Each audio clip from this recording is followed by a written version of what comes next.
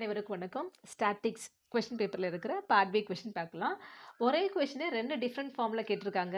April 2022 state and prove parallelogram law of forces கேட்டிருக்காங்க. அதுவே April 23 வந்து find the magnitude and direction of resultant of two forces F1 vector and F2 வெக்டர்னு கேட்டிருக்காங்க. எப்படின்னு பார்க்கலாம். First parallelogram laws of force பார்க்கலாம். நீங்கள் இங்கே ஸ்டேட்மெண்ட் எழுதணும். If two forces acting at a point be represented in magnitude and direction by the two adjacent sides of a parallelogram drawn from a point, நான் அது வரைக்கும் முதல்ல சொல்கிறேன். இப்போ இங்கே ஒரு பாயிண்ட் ஏன்ற பாயிண்ட்ல இருந்து ரெண்டு ஃபோர்ஸ் ஆக்ட் ஆகுது. F1 வெக்டர் F2 வெக்டர் எடுத்திருக்கோம். இது adjacent sides of the parallelogram. Okay, அப்புறம் வாங்க. Their resultant is represented in magnitude and direction by the diagonal of the parallelogram drawn from that point. இதே பாயிண்ட், இது ஏன்ற பாயிண்ட்லேருந்து ஒரு டயகனல் நம்ம ட்ரா பண்ணுறோம் அப்படின்னா அது என்ன இருக்கும்? ஏசி இருக்கும். இந்த இடத்துல தான் நமக்கு என்ன இருக்குன்னா அந்த ரிசல்டன்ட் இருக்குது அப்படின்னு நம்ம ப்ரூவ் பண்ணணும். அதை நம்ம என்னென்னு பார்க்கலாம். Okay, right. இப்போ நம்ம என்ன பண்ணலாம், ரெண்டு ஃபோர்ஸ் இருக்குன்னு எடுத்துக்கிறோம் இல்லையா? Let the forces F1 vector and F2 vector acting at A be represented by AB vector and AD vector. AB AC மட்டும்தான் நம்ம AB AD மட்டும்தான் முதல்ல வரைஞ்சிருக்கோம். அதுக்கப்புறம் ADக்கு பேரலாக ஒரு லைன், ABக்கு பேரலாக ஒரு லைன் வரைஞ்சி ஒரு பேரலோகிராம், ஒரு இணைகரத்தை நம்ம கம்ப்ளீட் பண்ணிட்டோம். ABCDன்னு வரைஞ்சிட்டோம். ஓகேவா?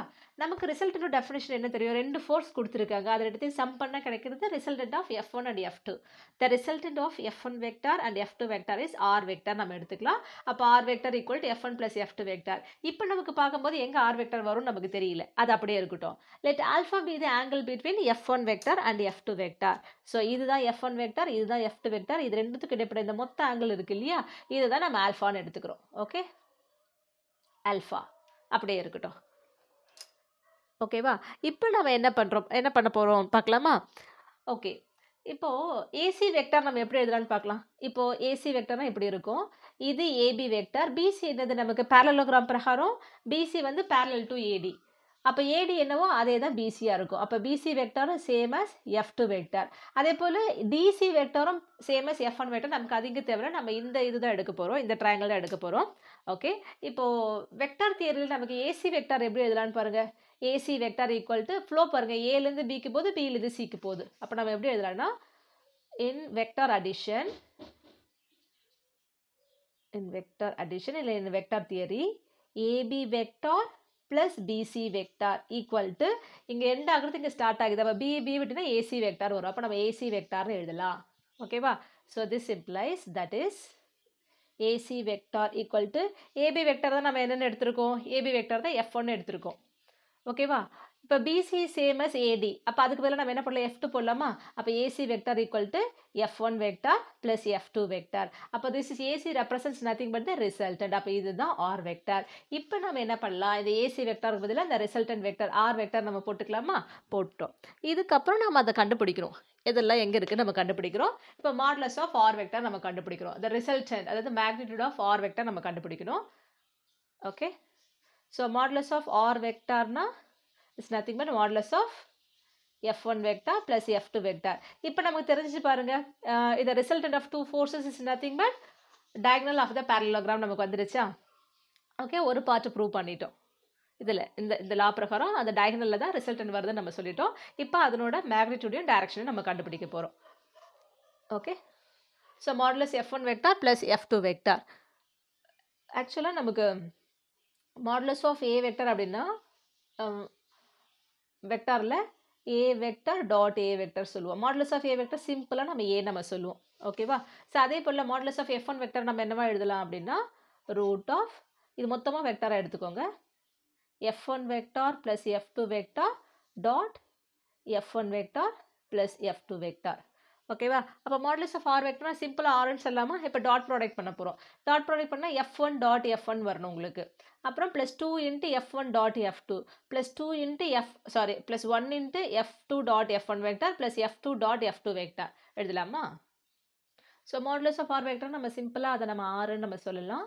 ரூட் ஆஃப் டாட் ப்ராடக்ட் பண்ணால் F1 dot F1, so F1 vector dot F1 vector plus F1 dot F2 vector plus F2 dot F1 vector plus F2 dot F2 vector. Okay. Dot ப்ராடக்ட்ல A vector dot A vector A vector ஸ்கொயர்னு எழுதலாம். சிம்பிளா ஏ square நம்ம சொல்லலாம்.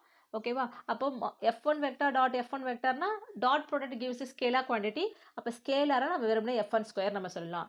F1 dot F2 வெக்டரும் F2 dot F1 வெக்டரும் சேம்னா dot product வந்து கம்யூட்டேட்டிவ். அப்போ இது 2 டைம்ஸ் நம்ம எழுதலாம். 2 times F1 vector dot F2 vector. அதே போல டாட் ஆஃப் சேம் வெக்டர் இல்லையா F1 வெக்டர் டாட் F1 வெக்டர்னா F2 ஸ்கொயர் ஸ்கேலார் ஸ்கொயரா நம்ம எழுதலாம். Okay, this is equal to root of F1 square. The F2 square நான் முன்னாடி எழுதிக்கிறேன். Plus 2 into dot product ஓட definition என்ன? இப்போ நம்ம இங்க பார்க்கலாம். இது A vector இருக்கு. அதே பாயிண்ட்ல இருந்து இன்னொரு vector act ஆகுது. B vector. இது ரெண்டுத்துக்கு இடைப்பட்ட angle தீட்டாவா இருந்துச்சுன்னா, ஓகே நான் இங்க ஆல்ஃபா இல்லை நான் ஆல்ஃபானா எடுத்துக்கிறேன். இருந்துச்சுன்னா, cos alpha, அதாவது dot product A vector dot B vector equal to என்னன்னா, modulus of A vector into modulus of B vector into cos of இது ரெண்டுத்துக்கு இடைப்பட்ட கோணம் alpha. Modulus of A vector சிம்பிளா A சொல்லலாம். Modulus of B vector simple B சொல்லலாம். cos alpha. அதே பொழுது இங்க நம்ம அப்ளை பண்ண போறோம். So F1 vector dot F2 vector. அப்போ F1க்கும் F2க்கு இடைப்பட்ட ஆங்கிள் alpha. அப்ளை பண்ணலாமா? அப்போ modulus of F1 vectorனா சிம்பிளா F1 போட்டுக்கலாம். Modulus of F2 vectorனா F2 போட்டுக்கலாம். into cos alpha. அப்போ இதுதான் நமக்கு resultant of magnitude of the resultant. ஒன்று நம்ம கண்டுபிடிச்சிட்டோம். இது magnitude of the resultant. அடுத்து நம்ம direction கண்டுபிடிக்கணும். direction கண்டுபிடிக்கிறோம் அப்படின்னா இந்த first force F1 vector இருக்கு இல்லையா, அதுக்கும் இந்த resultant இருக்கு இல்லையா R, இது ரெண்டுத்துக்கும் இடைப்பட்ட கோணத்தை தீட்டா நம்ம எடுத்துக்கணும். இந்த தீட்டாவை தான் நம்ம கண்டுபிடிக்கணும் directionக்கு. அப்போ நம்ம அதை எழுதணும். Okay, let theta be the angle between, let theta be the angle between F1 vector and the resultant. And the resultant நீங்க R vector எழுதினாலும் ஓகே, இல்லைன்னா F1 vector plus F2 vector எழுதினாலும் ஓகே. ஓகேவா? ரைட். இப்போ இந்த மாதிரி கேஸில் வரும்போது நம்ம என்ன ஃபார்முலா யூஸ் பண்ணுவோம் அப்படின்னா, tan theta equal to modulus of A vector cross B vector divided by A vector dot B vector. இந்த ஃபார்முலா தான் நம்ம யூஸ் பண்ணுவோம் tan thetaக்கு தீட்டா கண்டுபிடிக்கிறதுக்கு. Okay, so tan theta equal to A cross B. எது நம்ம cross பண்ணோம்? F1ஐயும் இந்த ரிசல்ட்டையும் நம்ம கிராஸ் பண்ணோம். modulus of the cross product. Okay, so tan theta equal to modulus of F1 vector cross the resultant.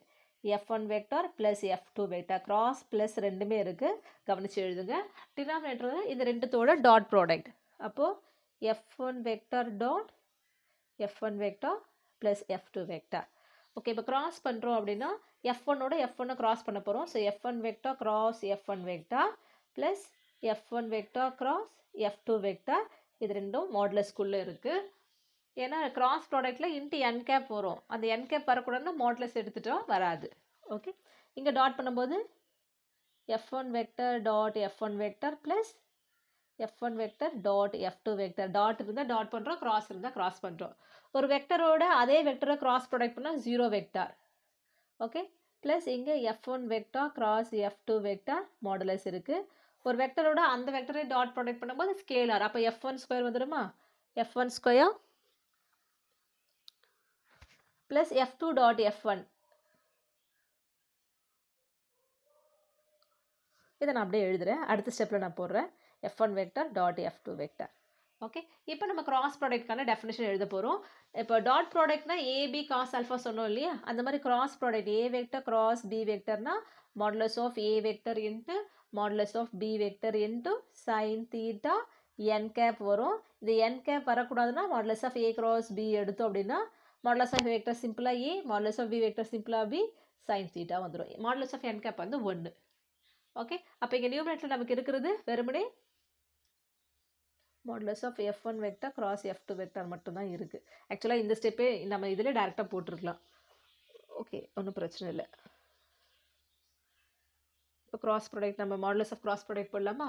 அப்போ modulus of F1 வெக்டர்னா F1, modulus of F2 வெக்டர்னா F2, sine of F1க்கும் F2க்கு இடைப்பட்ட ஆங்கிள் நம்ம என்னென்னு பார்த்துருக்கோம். F1க்கும் F2க்கு இடைப்பட்ட ஆங்கிள்னா ஆல்ஃபா. ஓகே, அப்போ இங்கே சைன் ஆல்ஃபா போடலாமா? Divided by F1 square plus F1 dot F2 dot product இல்லையே ஸ்கேலார் குவான்டிட்டி. அப்போ F1 into F2 into cos alpha. F1 F2 இது எல்லாமே ஸ்கேலார். டினாமினேட்டரில் பாருங்கள் F1 ஸ்கொயர், இங்கே ப்ளஸ் F1 இருக்குது. ஒரு F1 காமனாக எடுக்கிறேன். அப்போ F1 plus F2 cos alpha. நியூமினேட்டரில் இருக்கிறது F1 into F2 sign alpha.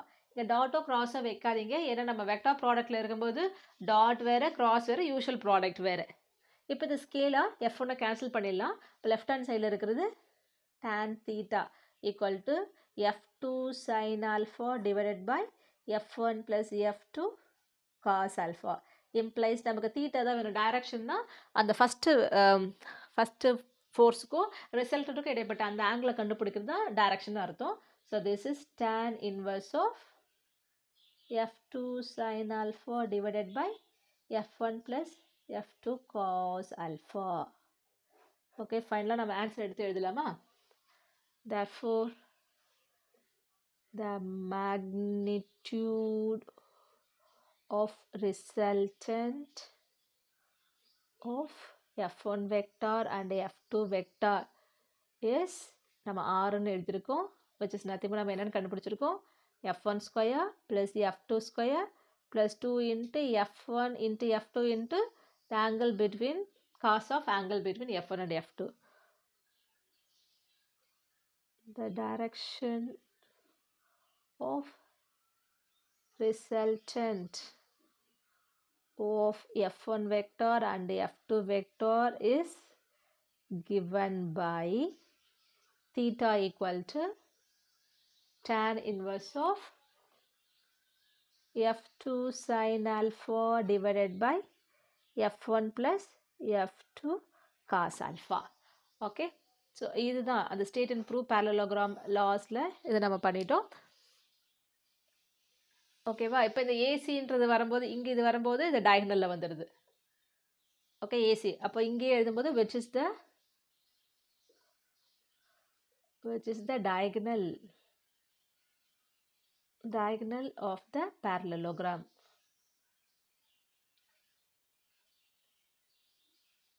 Okay, parallelogram லாவில் நம்ம இப்படி தான் அந்த ஸ்டேட்மெண்ட் எழுதி இங்கேருந்து எழுதி நம்ம அதே போல் ப்ரூவ் பண்ணுவோம். சப்போஸ் உங்களுக்கு கொஸ்டின் பேரலோகிராம் லா இல்லாமல் இப்படி கேட்குறாங்க, find the magnitude and direction of the resultant of two forces F1 and F2 வெக்டார்னா நீங்கள் இந்த ஸ்டேட்மெண்ட் எழுத வேண்டாம், ஜஸ்ட் நீங்கள் இங்கேருந்து எழுத ஆரம்பித்தா போதும், இதுலேருந்து எழுத ஆரம்பித்தா போதும். ஓகே, இல்லை இங்கேருந்து கூட ஆரம்பிக்கலாம், உங்கள் புக்கில் இங்கேருந்து ஆரம்பிச்சிருப்பாங்க. பட் ஆனால் அங்கே எப்படி பேரலோகிராம் வரைஞ்சி தான் போட்டிருப்பாங்க. ஓகே, ஸோ இது 5 மார்க் கொஸ்டின். இது ஒவ்வொன்றுத்துலையும் இது கேட்குறாங்க. சில டைம் இந்த ரிசல்ட் மட்டும் உங்களுக்கு 2 மார்க் கேட்குறாங்க. இதை பேஸ் பண்ண ப்ராப்ளமும் இருக்குது ஆக்சுவலாக உங்களுக்கு. இதே கொஷின் பேப்பரில் ஏப்ரல் 22 பார்த்தீங்கன்னா அடுத்த கொஷின் 5 மார்க் கொஷின் இதுதான் இருக்கும். இது ஏற்கனவே நம்ம சேனலோட பிளேலிஸ்ட்டில் இருக்குது, SM24Bயில் இருக்குது உங்களுக்கு, நீங்கள் இதை பாருங்கள். இதில் நம்ம இந்த மேக்னிடியூட் கண்டுபிடிக்கிறதுக்கு இந்த ஃபார்மில் யூஸ் பண்ணியிருப்போம். Okay right. இந்த காணொலியில் இப்போ நம்ம 2 கொஷின் பார்த்துருக்கோம், இது ஏற்கனவே இருக்குது. அடுத்த காணொலியில் சந்திக்கலாம். நன்றி, வணக்கம்.